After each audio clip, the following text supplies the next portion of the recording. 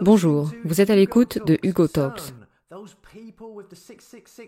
Le CERN, ces gens avec le logo 666 et le gros accélérateur de particules en Suisse, allument leur cylindre pour la première fois en 3 ans. Et ils vont faire on ne sait trop quoi dans quelques jours, le 5 juillet.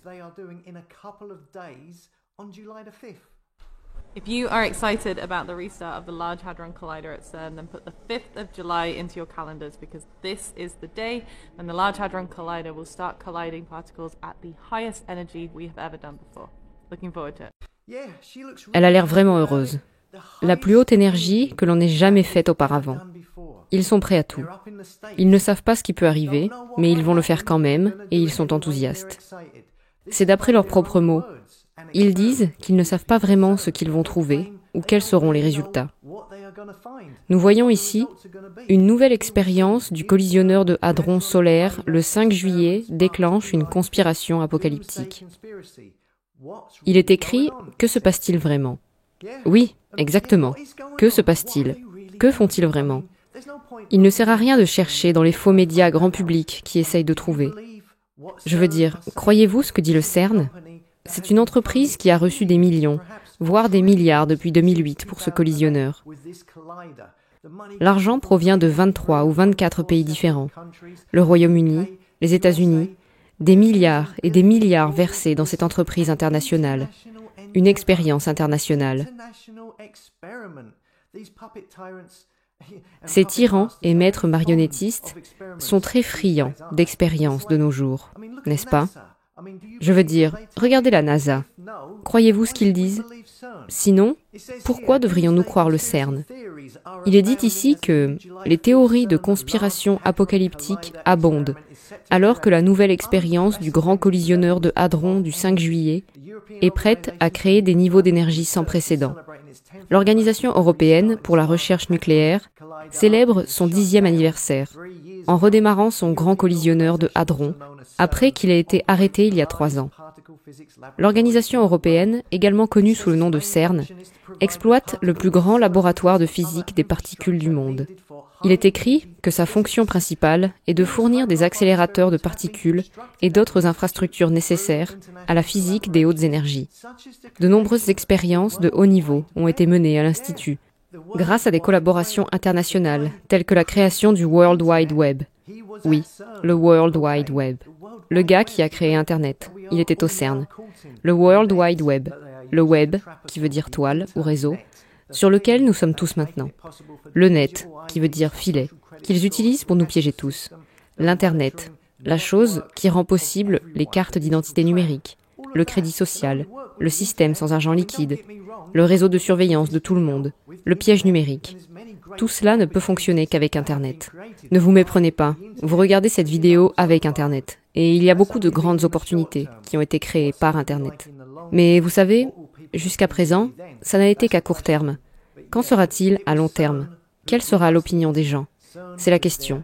Mais oui, c'est le CERN qui nous a apporté Internet. Le CERN avec son logo 666. Le 5 juillet 2022, il est dit « Il y aura des collisions d'un niveau d'énergie sans précédent au grand collisionneur de hadrons. Le LHC, qui est le plus grand et le plus puissant accélérateur de particules du monde, est au centre des théories de conspiration qui entourent le CERN. Les gens ont partagé leurs superstitions concernant le portail qui s'ouvrira après 2 faisceaux de particules et d'énergie qui voyageront à une vitesse proche de celle de la lumière avant d'entrer en collision. On dirait Stranger Things. Ils vont ouvrir un portail vers l'autre côté, un monde à l'envers, et faire entrer des démons. Ou est-ce un tas de conneries ? Est-ce qu'ils préparent quelque chose d'autre ? Est-ce que c'est une arnaque financière ? Est-ce que ce concept va faire partie de la grande réinitialisation d'une certaine façon ? Je ne sais pas. Regardons ce clip d'information. Quand on parle du grand collisionneur de hadrons et des expériences de physique de ce niveau, le mot-clé est énergie. Ce qu'ils essaient de faire, c'est d'imiter l'approche des énergies qui se sont produites au début du Big Bang. Quand toute l'énergie a été libérée, une partie est restée de l'énergie, une grande partie s'est transformée en matière. Ils disent que c'est une expérience massive et très coûteuse, basée sur la théorie du Big Bang, n'est-ce pas ? Qui est une théorie. C'est juste une idée, une possibilité. Une théorie qui me semble être un conte de fées. Était-il là le jour de la création ? Non. Ils ne le savent pas vraiment, n'est-ce pas? Et tout ceci est basé sur quelque chose qu'ils ne savent pas vraiment. Peu importe, regardons la suite. Donc, si vous voulez comprendre la nature de cette matière, vous devez la démonter et l'examiner de près. Et vous le faites en frappant des particules les unes contre les autres, qui se brisent en particules constituantes des éléments mêmes, vous savez, des éléments subatomiques, de plus en plus petits.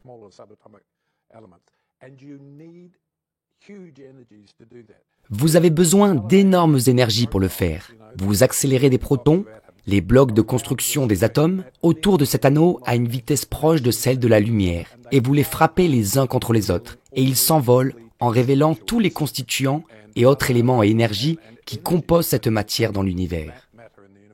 Et pourquoi cette recherche est-elle si importante?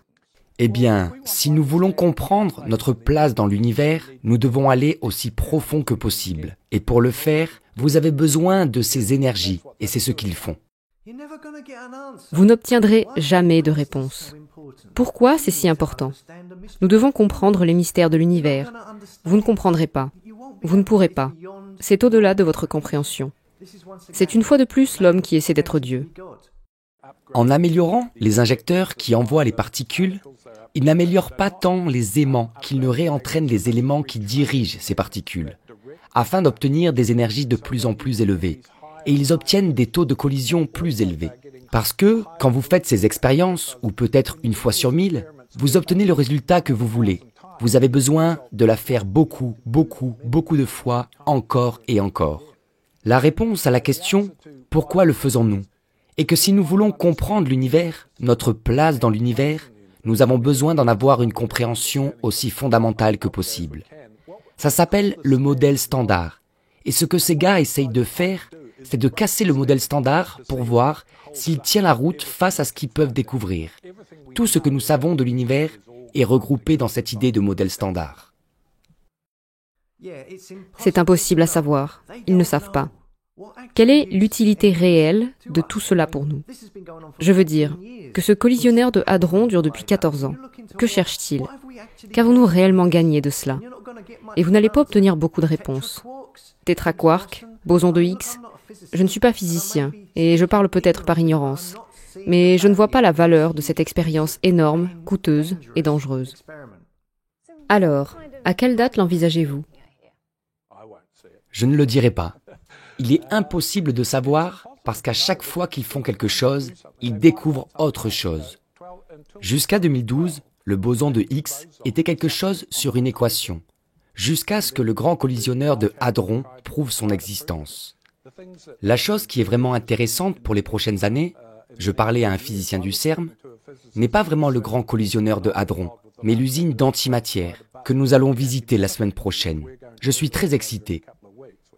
Il m'a dit que la raison d'être du grand collisionneur de hadrons est d'essayer de découvrir la matière noire. La matière noire, dans le modèle standard dont je parlais, et l'énergie noire sont les éléments dont nous savons qu'ils doivent être présents, mais dont nous n'avons aucune idée de la nature. Ils ne savent pas. Ils veulent trouver quelque chose, mais ils n'ont aucune idée de ce qu'ils cherchent en utilisant cette énorme machine, qui, selon eux, peut créer un trou noir et faire un trou dans l'atmosphère.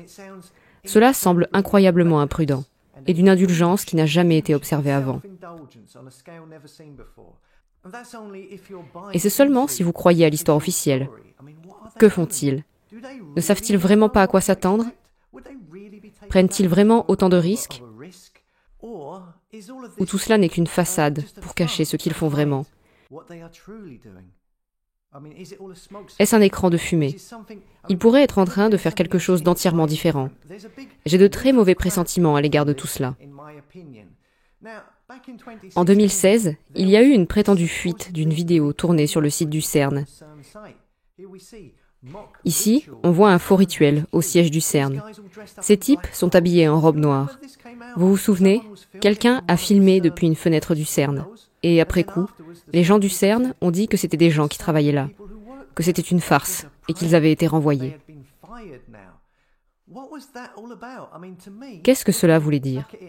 Pour moi, en y repensant, la façon dont c'était présenté dans les grands médias, on aurait dit que c'était fait délibérément. Comme s'ils essayaient de construire un mythe ou une histoire, qu'il y avait quelque chose de maléfique qui se passait là-bas.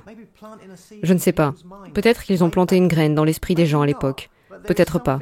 Mais il y a quelque chose de pas normal là-bas, à mon avis. Pourquoi ces gens qui travaillent là-bas se donneraient-ils tant de mal pour une farce avec toutes ces personnes en robe? Et si c'était vrai, cela n'aurait-il pas été étouffé?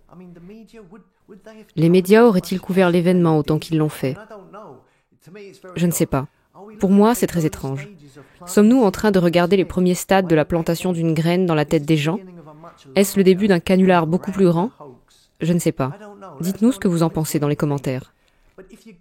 Si nous regardons l'angle de la sorcellerie, si ces gens essaient vraiment d'ouvrir un portail vers une autre dimension et qu'ils sont motivés par un contact avec le côté obscur, alors il y a une histoire derrière tout ça.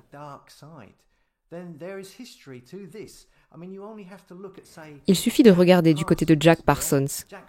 Jack Parsons était un ingénieur chimiste américain, spécialisé dans les fusées, et un occultiste de Téléma. Il était un proche compagnon et acolyte d'Aleister Crowley et d'L. Ron Hubbard. Il est écrit ici qu'il était l'une des figures les plus influentes de l'histoire du programme spatial américain. Son laboratoire de propulsion par réaction a contribué à la création de la NASA, aux côtés de Werner von Braun, ancien nazi qui n'étaient pas les derniers occultistes du lot, et Walt Disney. Il en est de même pour lui concernant l'occultisme. Il suffit de regarder Fantasia. Alors qu'en même temps, il pratiquait la magie rituelle et la magie noire, y compris le bannissement des éléments impurs avec des pentagrammes, invoquant le pouvoir du saint ange gardien, comme il est écrit ici, et offrant quotidiennement des adorations au soleil, toutes sortes de trucs autour de la magie noire avec Aleister Crowley. Je ne vais pas en parler ici, mais il y a aussi un truc bizarre lié à Trump, appelé l'enfant de la Lune, dans lequel Jack Parsons s'était impliqué. Vous chercherez si cela vous intéresse. Il y a donc un lien entre la magie noire et cette soi-disant organisation de grande recherche scientifique. Ici, par exemple, sur le site web du CERN, ils ont même une expérience appelée sorcière. La chasse aux sorcières touche à sa fin au CERN. C'est sur leur site web. Il est dit ici, pour Halloween, rencontrez l'expérience de Witch du CERN à Isolde, alors qu'elle approche de la fin de son analyse de données. Comme vous pouvez le voir, cette machine, ce laboratoire, a son propre logo, qui est une sorcière sur un balai. Il est dit ici qu'apparemment cette machine piège des faisceaux d'ions et peut mesurer l'énergie de recul d'un ion et émet un positron et un électron neutrino pendant une meilleure désintégration. Quoi que cela veuille dire, voici le logo et le CERN lui-même déclare que ce qu'ils font s'apparente à de la sorcellerie. Chercher une nouvelle physique, c'est chercher l'inconnu total. On pourrait dire que c'est similaire à de la sorcellerie. Il faut quelque chose d'apparenté à ça pour le trouver. Ils vous disent donc qu'ils font de la sorcellerie. N'est-ce qu'une extension de ce que Jack Parsons et Aleister Crowley faisaient? Invoquer ou tenter d'invoquer des êtres de l'autre côté? Ouvrir des portails vers une autre dimension, mais à une échelle beaucoup plus grande? Même si ce qu'ils nous disent est vrai, leur histoire officielle, il y a aussi des scientifiques qui disent que c'est de la folie. Ici, nous voyons, des physiciens supplient leurs collègues de ne pas construire un autre grand collisionneur de hadrons. Oh oui, j'oubliais. Ils veulent maintenant construire un autre plus grand collisionneur, au coût de 23 milliards de dollars. Dans cet article, le physicien prétend que les découvertes qu'ils font sont de plus en plus obscures et théoriques, et qu'elles n'expliquent pas grand-chose. Il dit que c'est un incroyable gaspillage d'argent, et que plus le collisionneur est gros, plus il devient dangereusement imprévisible. La vraie question est donc de savoir ce qu'il trafique. Faites-nous savoir ce que vous en pensez dans les commentaires.